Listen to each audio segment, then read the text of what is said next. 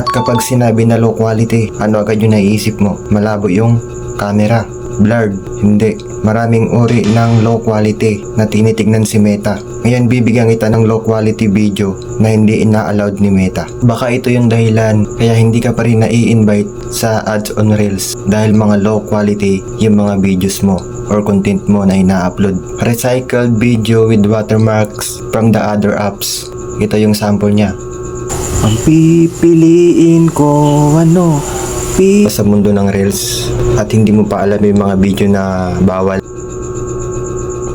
Siguro naman aware kayo kung ano yung ibig sabihin ng watermarks. Yung pinakita ko sa sample, mahigpit na ipinagbabawal ni Meta yung paglalagay ng watermarks sa mga Reels natin katulad ng TikTok, CapCut, KineMaster or watermark ng cellphone natin, lalo na yung TikTok kasi ibang platform yun eh. Kaya kung gusto nating ma-invite agad sa ads na Reels, sundin natin yung format na binigay ni Meta. At para patuloy niyang i-recommend ang video natin sa wider audience. Kung may natutunan ka, huwag mo to kalimutan na i-share sa iba at huwag mo kong kalimutan na i-follow para alam mo yung sunod na ituturo ko sa'yo. Maraming salamat at sana magtagumpay ka sa mga plano mo.